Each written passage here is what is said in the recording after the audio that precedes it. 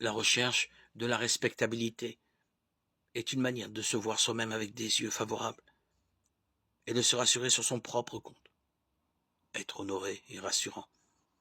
On peut s'imaginer une certaine valeur, une certaine vertu en tenant compte de l'opinion que l'on a donnée de soi-même aux autres, en vivant d'une manière apparemment enviable. C'est l'orgueil de sa propre vertu. Tentation d'autant plus subtile qu'elle est jointe à un effort réel, que l'on a conscience d'avoir vaincu en soi des désirs et des appétits qui ne manquaient pas de violence.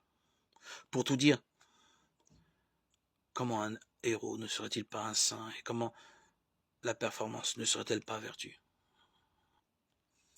Présentée ainsi, la chose fait primaire. Mais une telle erreur peut pénétrer un esprit de manière beaucoup plus subtile et déguisée. Il est si facile et si rassurant de considérer ses propres efforts en comparaison avec ceux qui n'ont pu fournir les mêmes. La comparaison est toujours peu flatteuse pour les autres.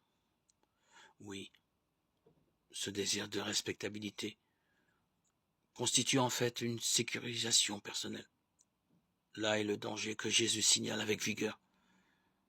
Cette perte d'objectivité est une perversion grave de la pensée. Elle dénature la révélation qui doit aboutir à l'accueil d'un salut gratuit et non à l'acquisition d'un salut à la force du poignet.